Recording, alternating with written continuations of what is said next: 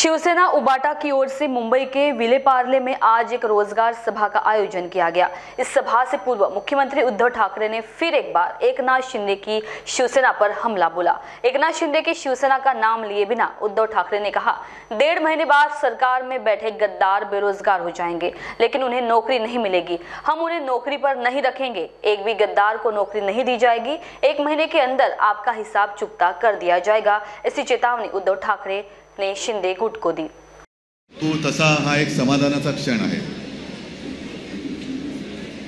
कारण 19 जून 1966 आपल्याला 60 साली मुंबई मिळाली होती, मिळाली नाही मिळवली होती, पण या मुंबईमध्ये मराठी माणसाला उद्योग आणि रोजगाराची दारं बंद होती।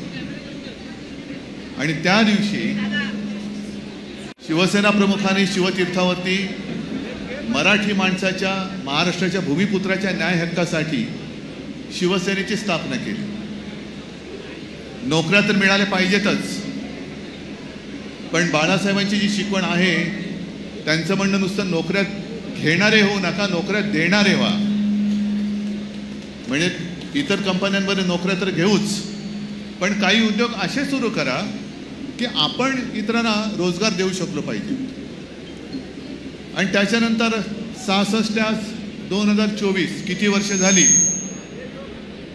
मोजली तर मोजता येतात, पण या सगळ्या काळामध्ये इतर पक्षांनी आपल्यासाठी, महाराष्ट्रासाठी काय केलं आणि शिवसेनेने काय केलं हे मोजायचं झालं तर शिवसेनेचं कर्तृत्व हे फार मोठं आहे आणि मला अभिमान आहे त्याचा।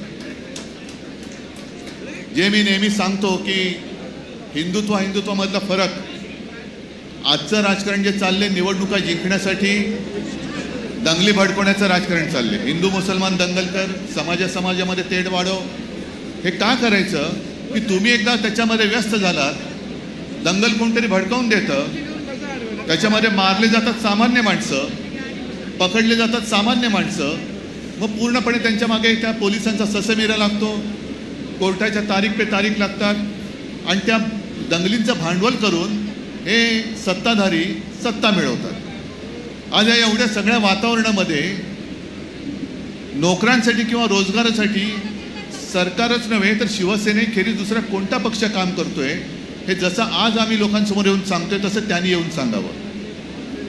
जे काय काम चाललेलं आहे, मग ते घटनाबाह्य सरकारचं असेल, भाजपचं असेल, प्रधानमंत्री आता 2-3 दिवसामध्ये ठाणे आणि मुंबईची वारी करतायत। आजच चांगलं योगायोग आहे।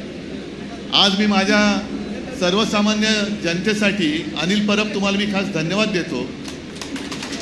तुमच्यासोबत माझ्या भारतीय कामगार सेनेच्या लोकांना धन्यवाद देतो। तसंच या कार्यक्रमासाठी ज्यांनी सहकार्य केले त्या सर्व कंपन्यांना धन्यवाद देतोय की एका बाजूला पंतप्रधान येत आहेत त्यांच्या कॉन्ट्रॅक्टर मित्राचे खिसे भरायला, 1000 कोटी रुपयांचा प्रकल्प, 30,000 कोटी, 1,00,000 कोटी, 50,000 कोटी कुठे जातात माहिती नाही, पण प्रकल्पाचं लोकार्पण, प्रकल्पही पूर्ण होत नाही। मला वाटतं काल आदित्य तू प्रेस कॉन्फरन्स घेतली आणि त्याच्यामध्ये सांगितलं की ज्या ज्या गोष्टी पंतप्रधानांनी त्याचं लोकार्पण केलं होतं, मग मुंबईचे रस्ते असतील, रस्ते नाही पूर्ण झाले। शिवस्मारक मी स्वतः त्याला साक्षीदार आहे, जलपूजन केलं होतं, नाही झालं। कॉन्ट्रॅक्ट निघतायत, रस्त्याची कामं निघतायत, कॉन्ट्रॅक्टरचे खिसे भरले जात आहेत, कॉन्ट्रॅक्टरच्या माध्यमातून यांच्या पदाधिकाऱ्यांचे खिसे भरले जात आहेत, पण सर्वसामान्य माणसाच्या घरातली चूल पेटत नाही। आणि हा जो फरक आहे की आमचं हिंदुत्व हे घरातली चूल पेटवणारं हिंदुत्व आहे आणि त्यांचं हिंदुत्व हे घर पेटवणारं हिंदुत्व आहे। हा मोठा फरक आहे। हा फरक लक्षात घेतल्यानंतर शिवसेना यांना का संपवायचं आहे ते तुम्हाला लक्षात येईल। आज जास्त बोलण्याची गरज नाही, कारण ज्या वेळेला काम बोलत असतं तेव्हा आपण बोलायची गरज नसते। आज माझ्या शिवसेनेचं काम बोलतंय आणि ही जी आपली आता सुरुवात झालेली आहे, सुरुवात तशी खूप पूर्वीच झाली। जसं अरविंद सावंत, तुम्ही आता भारतीय कामगार सेनेचे किती पहिले दत्ताजी, मग रमाकांत मोरे, सूर्यकांत महाडिक, त्याच्यानंतर आता म्हणजे भारतीय कामगार सेना आहे, स्थानिक लोकाधिकार समिती आहे, हजारो लाखो युवकांना आणि युवतींना कंपन्यांमध्ये आणि ऑफिसेसमध्ये शिवसेनेमुळे रोजगार उपलब्ध झाला। आणि आज मी या रोजगार मेळाव्याच्या निमित्ताने एक सांगतो की मधल्या काळात काही जाहिराती आल्या होत्या, मराठी माणसांना इथे नो एंट्री, असा बोर्ड ज्या दारावर लागेल ते दार तोडून फोडून मराठी माणूस आत घुसल्याशिवाय राहणार नाही, त्याचं हे एक सुरुवात आहे. लावूनच दाखवा तुम्ही बोर्ड की इकडे मराठी माणसाला एंट्री नाही म्हणून. हे प्रत्येक राज्यामध्ये प्रत्येक भूमिपुत्राचा माना राखला गेलाच पाहिजे. नोकऱ्यांचा पत्ता नसताना नुसतं योजनांच्या गोष्टी, नुसत्या योजनांच्या गोष्टींनी लोकांची पोटं नाही भरत. योजना अंमलात आल्या पाहिजे.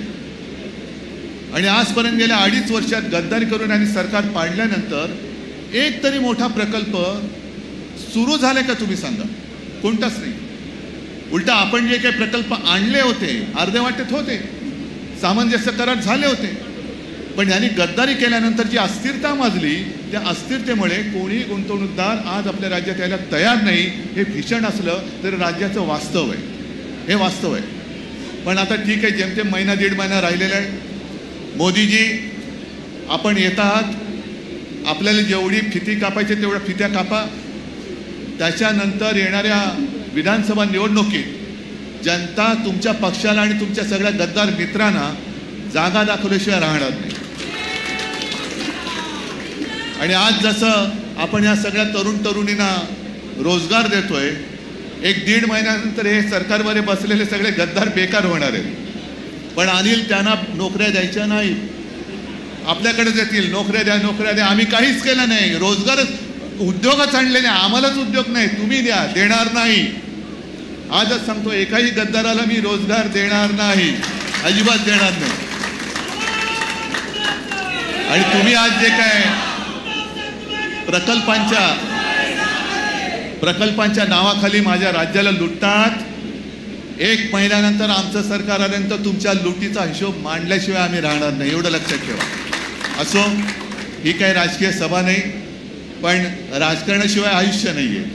प्रत्येकाच्या आयुष्यामध्ये राजकारण हे असतंच. आज ज्यांना रोजगाराची किंवा नोकरीची संधी मिळणार आहे आणि मिळालेली आहे, त्यांना त्यांचं सगळ्यांचं अभिनंदन करतो. पण आदित्य, जसं तू सांगितलंस की लोकसंख्या आपली वाढते, जगातला सगळ्यात लोकसंख्येमध्ये नंबर 1चा देश आपला झालेला आहे, पण बेकारांमध्ये सुद्धा कदाचित नंबर 1 असेल. म्हणजे लोकसंख्या वाढते पण उद्योगधंद्याचा काय प्रश्न नाही, पत्ताच नाही आहे. रोजगार कोणीच देत नाही आहे. तर त्या रोजगाराच्या संध्या या शिवसेना उपलब्ध करून देते आहे. ज्याप्रमाणे पोलीस भरतीसाठी 17,000 पदांसाठी किती आले होते? 17 लाख, आणि त्याच्यामध्ये सुशिक्षित होते. तशीच एक दुसरी बातमी वाचली की सफाई कामगारांच्या नोकरीसाठी जवळपास 46,000, त्याच्यात सुद्धा कितीतरी पदवीधर होते, त्याच्यातही पदवीधर होते, त्यांनी अर्ज केला होता. म्हणजे आपण शिक्षणाची सोय करतोय, मुलगी शिकली, प्रगती झाली आणि 1500 देऊन घरी बसवली. तसं नाही करणार मी. शिवसेना ही न्याय हक्कासाठी आहे. सगळ्यांना न्याय हक्क दिल्याशिवाय आम्ही शांत बसणार नाही. आणि त्याची ही सुरुवात आजपासून आम्ही करतो. तुमच्या सगळ्यांच्या सहकार्याची आणि आशीर्वादाची आवश्यकता आहे. हे एक जे आम्ही वाण घेतलेलं आहे, त्याच्यासाठी सगळ्यांचा आशीर्वाद पाहिजे आणि तो आशीर्वाद कायम राहील अशीच अपेक्षा व्यक्त करतो. पुन्हा एकदा सगळ्यांना धन्यवाद देतो. जय हिंद, जय महाराष्ट्र. महान्यूज 7 के लिए विजय गावंडी की ब्यूरो रिपोर्ट.